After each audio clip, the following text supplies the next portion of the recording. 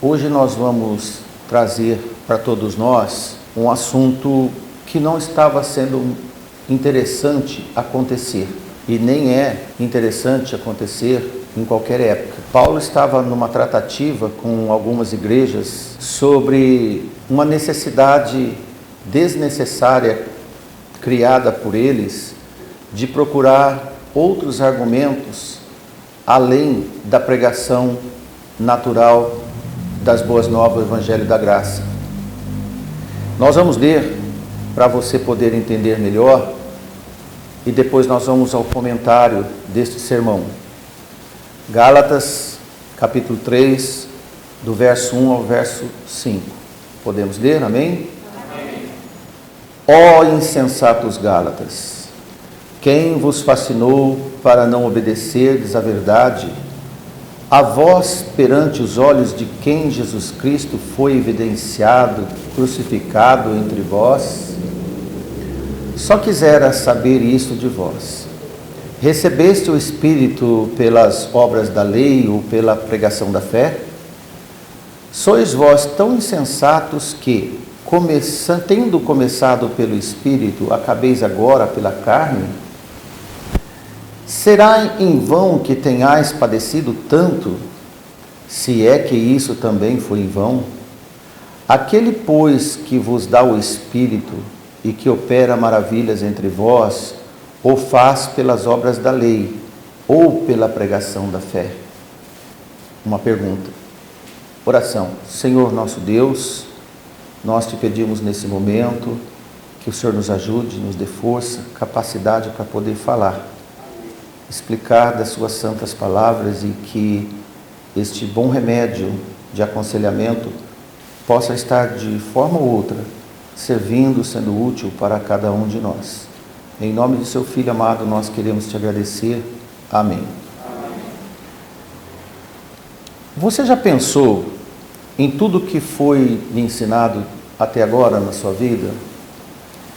As correções que você teve dos seus pais e tudo que juntou para ser a pessoa que você é hoje, nos seus trabalhos, ensinamentos da igreja, ensinamento dos seus pais, os seus próprios estudos, onde você leu e aprendeu, a sua própria devoção e adoração a Deus, aqueles que buscam o Senhor.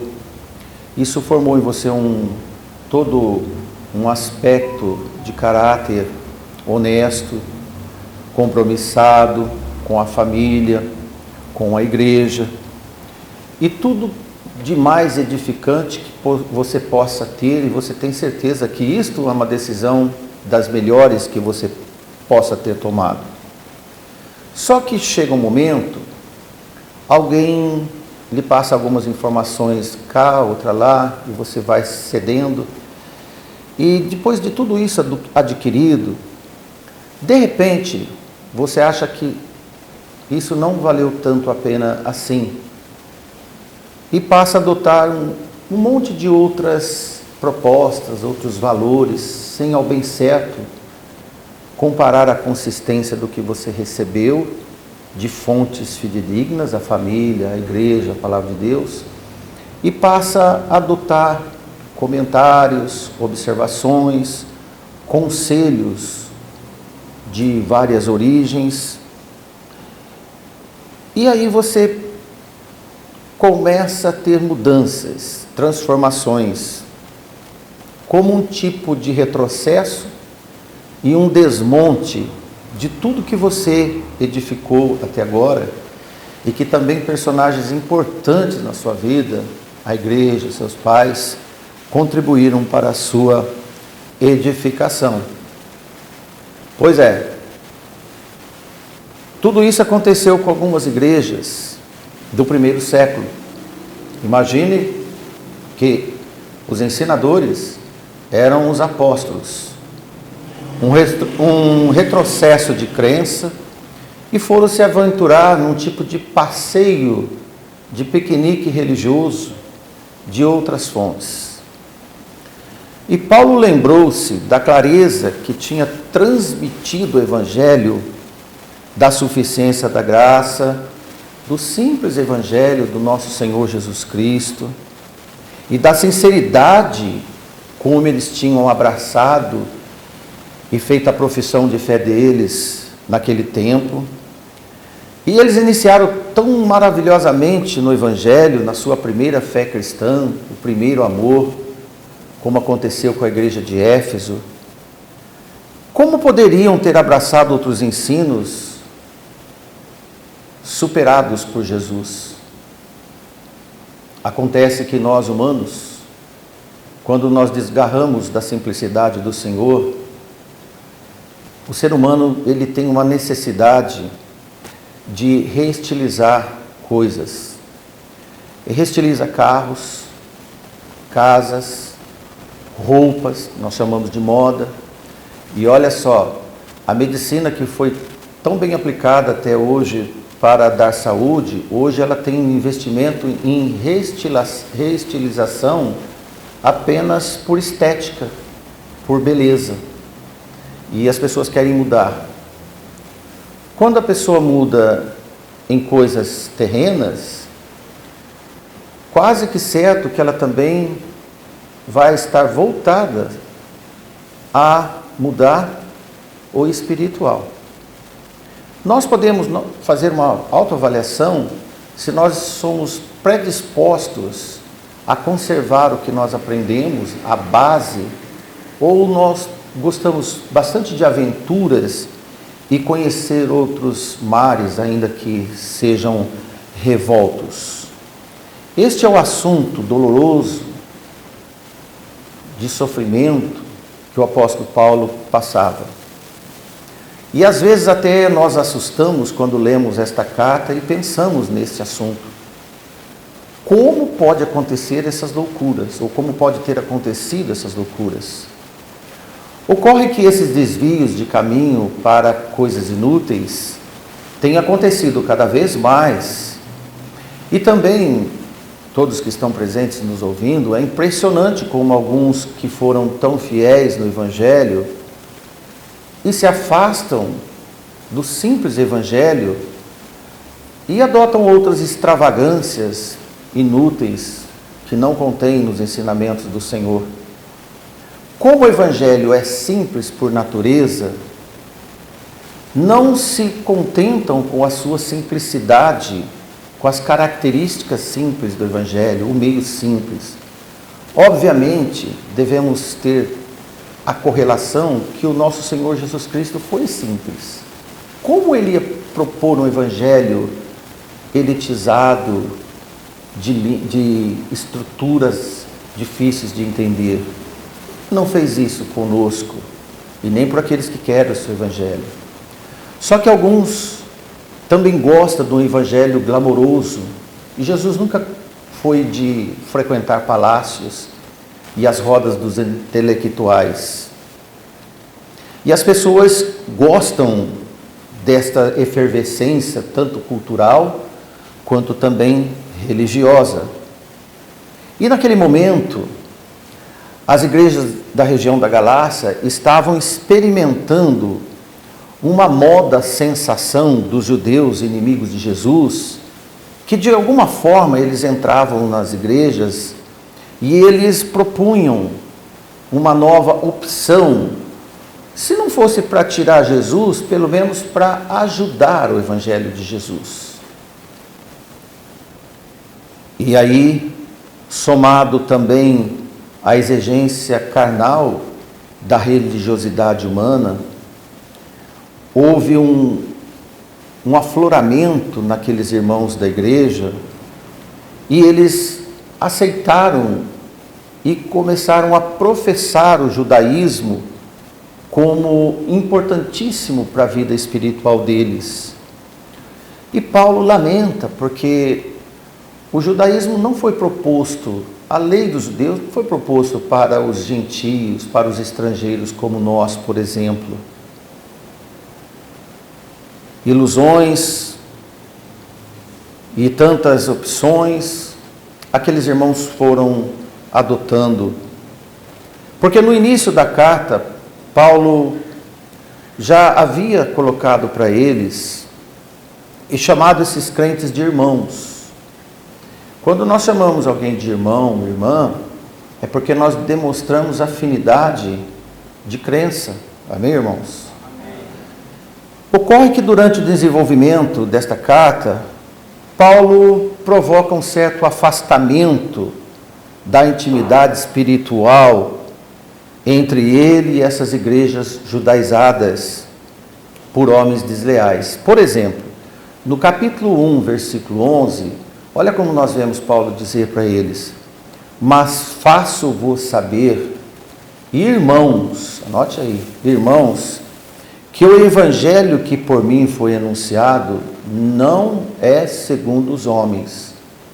A igreja do Senhor nunca pode falar nada que é segundo a minha experiência, segundo a minha concepção, segundo os meus achismos, segundo o que eu acho. Mas Paulo diz: olha, eu não falei nada de homens, de mim, do apóstolo Paulo, mas falei de Jesus.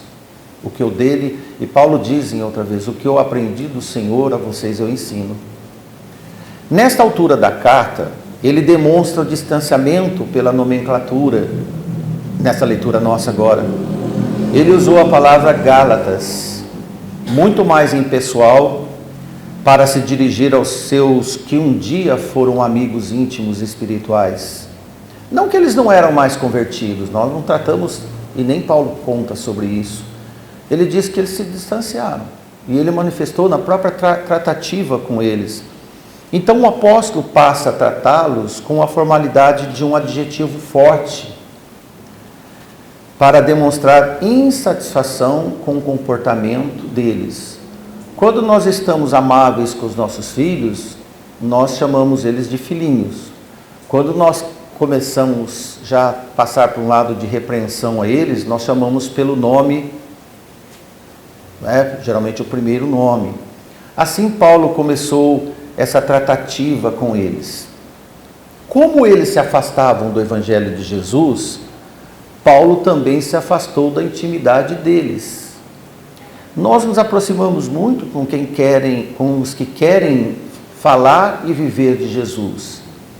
E naturalmente há um afastamento daqueles que não querem saber do evangelho de Jesus. E isso estava acontecendo nesta igreja e o apóstolo Paulo. E ele mudou do chamado íntimo de irmãos para meros cidadãos ou cidadãos da Galácia.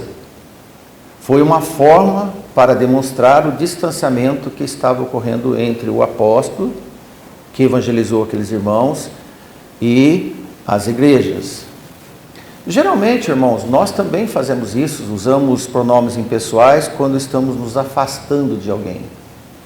Deixamos a tratativa afetiva como uma forma de demonstrar descontentamento com aqueles que também desprezam as afeições do nosso Senhor Jesus Cristo. E de forma que quem despreza o Evangelho do Senhor, também despreza os que creem no Evangelho do Senhor. Isso estava ocorrendo. Ocorre uma desconexão, uma quebra de vínculo da irmandade. Aquele que talvez Paulo abraçava como irmãos, hoje provavelmente ele falaria apenas um olá. Entende? Esse tipo de distanciamento. De forma sutil, repito para você, que os laços afetivos da união em Cristo se arrebentavam entre eles. Porque sempre o amor é acalorado nas uniões. É uma fonte inesgotável quando é regado constantemente. Quem é casado sabe. O vínculo afetivo entre o casal, ele torna-se mais regado quando o amor, ele tem um importante lugar na relação. Então, a relação fica mais íntima, mais cúmplices. E nós estamos passando para você agora de intimidade espiritual. E estava se ausentando entre eles. Paulo não, posso dar uma analogia para você, Paulo não trocava panelas com quem não compartilhava do alimento comum, que era espiritual. E ele, no versículo 1, como nós vemos, ele usa uma forte expressão, ó insensato Gálatas. Ele não fala, ó insensatos irmãos. De fato, eles estavam estupidamente insensatos. Aqui nós vemos uma interjeição de tratamento e que não é interessante para ninguém. Paulo chama de ó tolos, ou uma outra tradução, ó desentendidos, ó faltos de inteligência. E esta é a mesma palavra, por exemplo, que Paulo também prega na carta aos Romanos, capítulo 1, versículo 14, quando ele escreve: pois sou devedor tanto a gregos como a bárbaros, tanto a sábios como a ignorantes. Então essa palavra usada em insensatos em Gálatas é a mesma no grego adotada em Romanos 14:1, ignorantes. Mais uma vez, a palavra insensato sugere um comportamento. Vamos analisar um pouco mais. A palavra insensatos, ela sugere o comportamento de pessoas que um dia foram informadas do que não se pode fazer. Do que não se pode fazer. É como um filho nosso, se faz algo que ele sabe que não deve fazer, ele está sendo tolo, porque ele sabe o que é certo. Não se trata de alguém que é ignorante. O insensato não é ignorante. Ele sabe o que deve fazer, mas ele não faz. No caso deles, eles eram insensatos porque eles conheciam a doutrina do nosso Senhor Jesus. Depois, essas doutrinas já não lhes satisfazia mais, por absorção de influências externas. E isto causou inflamações nos corações deles, de modo que se arrogavam por si mesmos serem argumentos sábios, tornando tolos aos olhos de Deus. Temos que ter cuidado. Toda vez que nós achamos que estamos muito bem, obrigado, pode ser que nós estamos sendo tolos diante do Senhor. Às vezes eu cobro algum irmão que está faltando muito da igreja, ele fala, não irmão, eu estou muito bem. Tem gente que vai à igreja e está pior que eu. Ele está agindo com uma tolice, uma infantilidade. Primeiro que eu não devo comparar a minha vida com o de outro irmão. Na verdade, eu tenho que comparar a minha vida com o que Deus quer de mim. Amém? Comece a excluir comparações humanas e traz para você requisições espirituais únicas entre você e Deus. O que tu queres de mim. Quando Paulo, no caminho de Damasco, sofreu, ele não foi ter argumentos humanos, ele foi dizer o que o Senhor quer de mim. A igreja aos Gálatas, nessa região, não perguntaram em nenhum momento o que era da vontade de Deus, mas eles foram seguir as vontades e as influências externas que eles recebiam. Em Romanos 1:22, Paulo chega a escrever dos homens do mundo. Aqui ele não dizia sobre a questão religiosa, dizendo-se sábios, tornaram-se loucos. Eu sempre tenho recorrido a esse versículo porque hoje o que tem de intelectual no mundo, pesquisadores, jornalistas, radialistas, comentaristas, falando tolices de tudo quanto é assunto, e eles se acham sábios, mas na verdade são loucos diante de Deus. Quanto ao mundo lá fora, as pessoas fazerem loucuras, acharem que são sábios, mas são loucos diante de Deus, é natural, não é? Mas na igreja do Senhor, crentes fazerem tolices e serem loucos diante de Deus, não é um espetáculo saudável para quem está no caminho do reino eterno. De forma alguma. Então nós temos que nos vigiar diante disso. Então esses irmãos, membros das igrejas, eles foram ensinados nas objetivas doutrinas da graça e que por hora ou outra descobrem o inacreditável nas suas ilusões, que na verdade o evangelho que um dia eles apresentaram já não servia mais. Precisava de uma recalchutagem, precisava de um algo mais. E na verdade, quando nós estamos desta forma, nós estamos descontentes com o que Deus propõe para nós. Temos que nos vigiar sobre essas questões. Veja bem, os Gálatas foram ensinados no arrependimento iniciado por João Batista, incrementado pelo nosso Senhor Jesus Cristo e depois levado pessoalmente a eles pelo apóstolo Paulo. Olha que privilégio esse! Então eles tinham, na verdade, foram ensinados com uma viva fé e não precisavam de olhar para dias de semana por nada do judaísmo, que era o caso deles. Eles deviam, na verdade, ao invés de olhar para dias e procedimentos, olhar para o evangelho do reino eterno, para o dia do Senhor. O maior cuidado que nós devemos ter é que em nada tentemos anular o que Jesus fez por nós. Amém? Não faça nada que você não precisa fazer, mas faça tudo que é seu dever. Amém? Gálatas 2:21, Paulo escreve: eu não aniquilo a graça de Deus. Aniquilar é destruir ou humilhar. Eu não aniquilo a graça de Deus, porque se a justiça provém da lei, segue-se que Cristo morreu em vão. Logo na sequência da expressão insensatos ou impensados também, o apóstolo emenda um assim. Veja no versículo 1 ainda. Quem vos fascinou para não obedecerdes à verdade? Quem é que deu essa injeção em vocês? Essa dose para deixar vocês excêntricos assim? Além de chamá-los de desobedientes, Paulo tece uma pergunta provocativa, questionando quem é que enfeitiçou os olhos deles para brilharem num estado de rebeldia. Isso acontece? Se você andar com más influências, seus olhos vão brilhar para as más influências. A palavra diz que as más conversações corrompem os bons costumes. Não é só você ter bons costumes que seus pais ensinaram, que a sua igreja ensinou. Você tem a responsabilidade de preservá-los. E para preservar, você tem que ter cuidado de qual influência que você está recebendo. Ou para abastecer o de bom que você tem, ou para tirar o que de bom você está perdendo. Nisso devemos ter cuidado. E Paulo pergunta: quem é essa turma de ilusionistas que estão visitando vocês, está empolgando tanto vocês assim?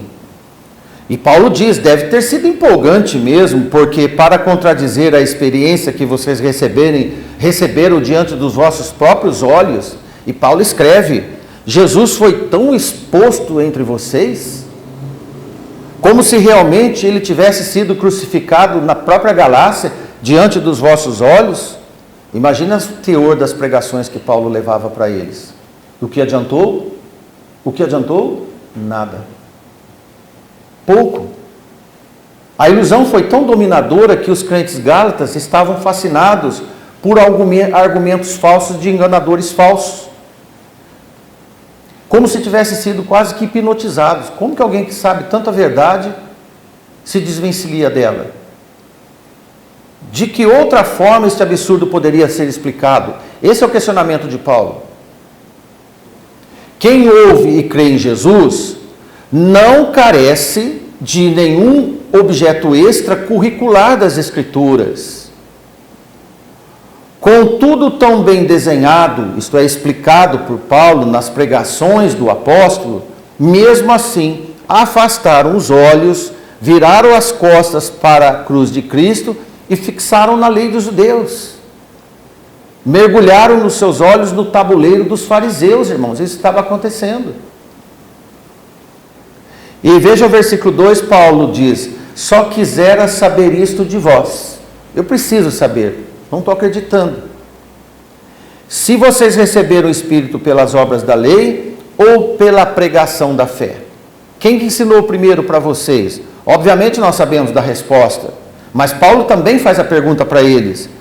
Para corrigir esse pensamento confuso deles, Paulo retornou ao ponto básico, ao início, ao rudimento do Evangelho. Ele propôs algumas perguntas simples e diretas, escritas nos versículos seguintes que nós lemos. Paulo recomendou o desenho da cruz para descobrir a origem desta tolice, que eles mostrassem o objetivo. desse desvio? A primeira pergunta de Paulo que nós vemos é completamente básica, pois tratava-se de como a vida cristã deles tinha iniciado. Por exemplo, você que está no Senhor, como você iniciou o caminho do Evangelho? O que foi ensinado para você? O que te levou a conhecer Jesus?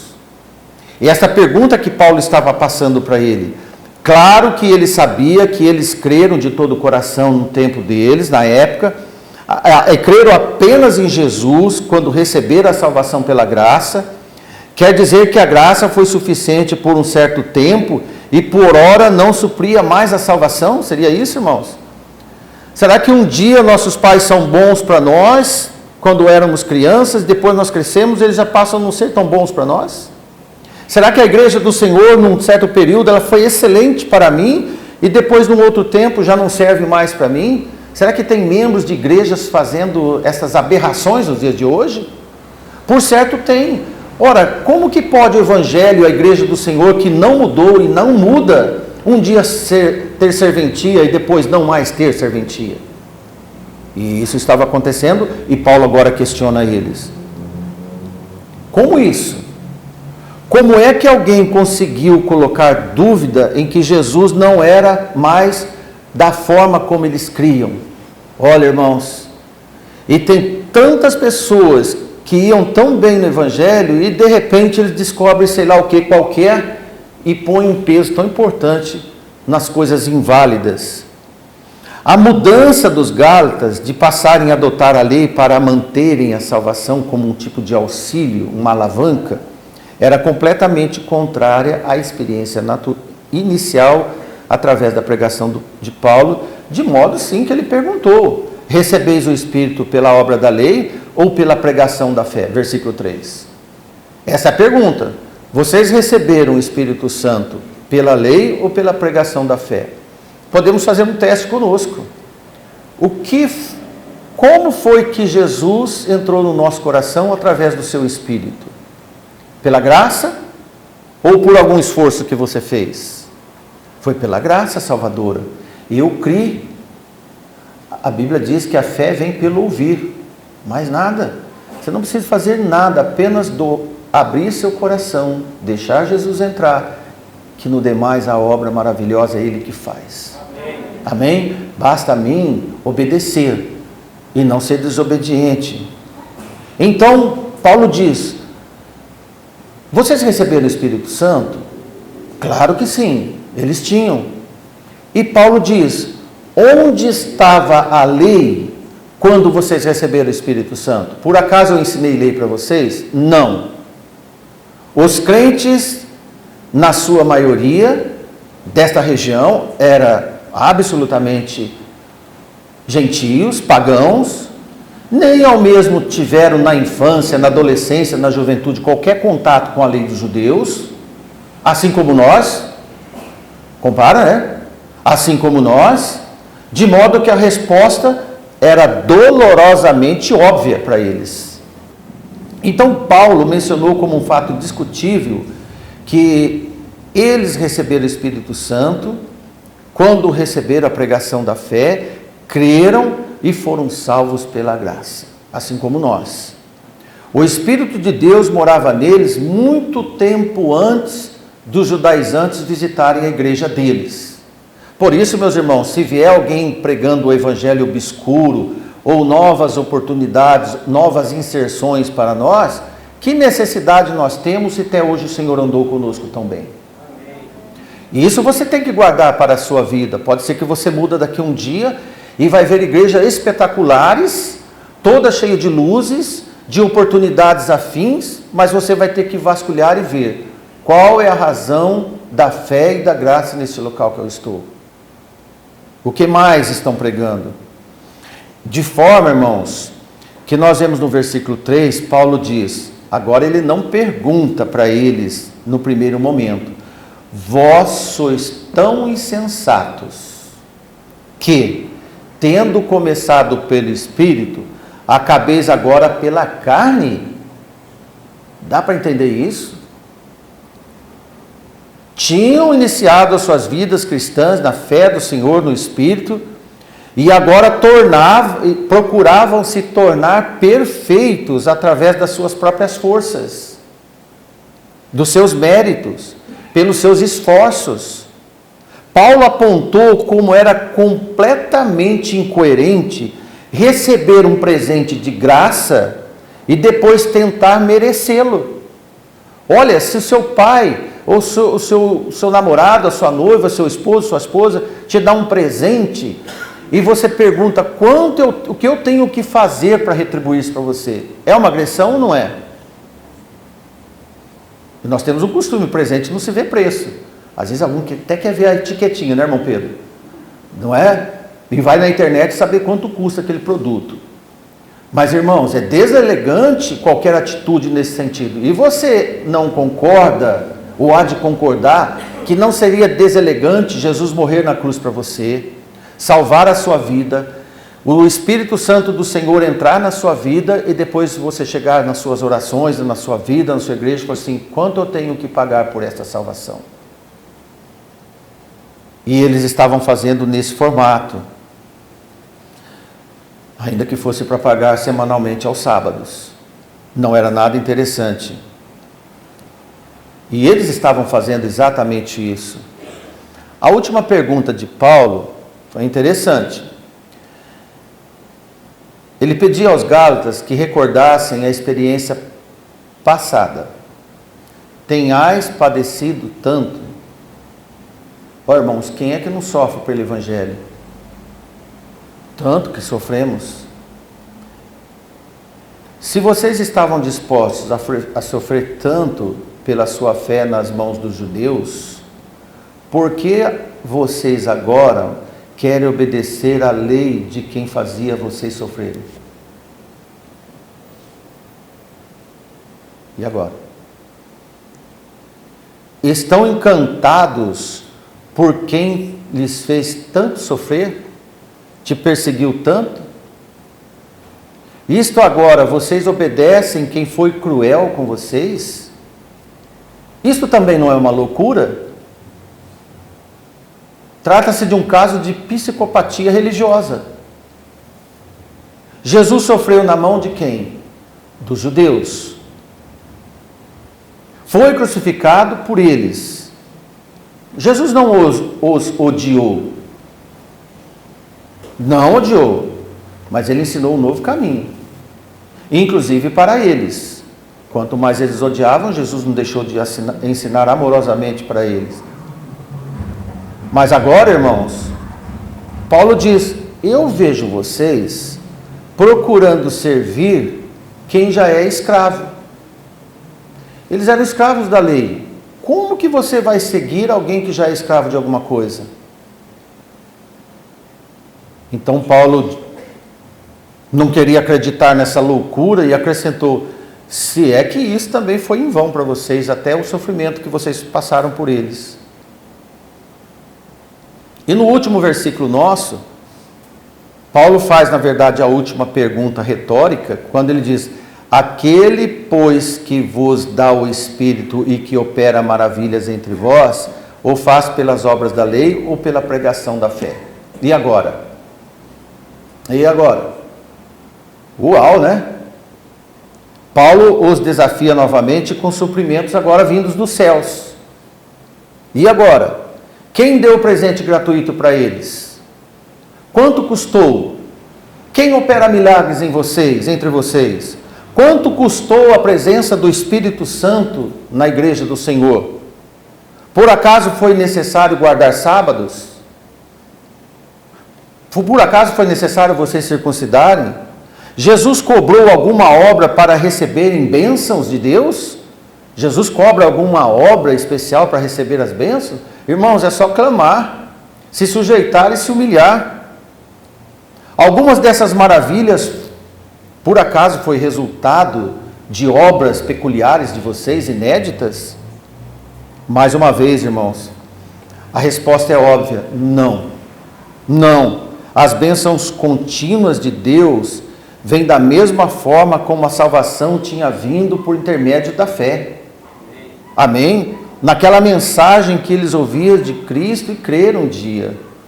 Certa vez, Paulo recebeu do Senhor uma informação: a minha graça te basta. Irmãos, quantas vezes nós temos que recolher e recorrer? A minha graça te basta, porque o meu poder se aperfeiçoa no estado dos fracos, isso é na fraqueza. Amém? Irmãos, nós não devemos apenas crer um dia em Cristo, nós devemos perseverar toda a vida em Cristo. Amém? E para finalizarmos, veja no capítulo 1, se puder vai, se não, irmão Hector, não há problema.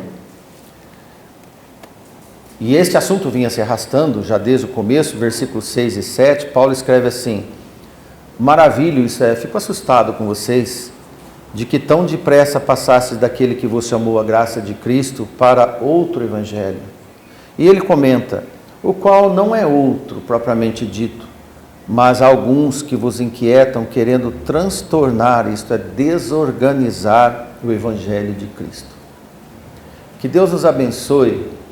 Eu posso dizer para todos nós, jovens, idosos, todos que estão e os que estão nos ouvindo, se tem algo que é inacreditável e maravilhoso no Evangelho do Senhor, é a organização que Cristo nos fez para a salvação. Ninguém tem o direito de desorganizar o que Jesus propôs. Nunca procure dificultar o que Jesus te deu de graça, a vida eterna. Amém? Que Deus nos abençoe. Boa noite a todos. Que Ele nos dê a graça sempre. Amém? Amém. Amém.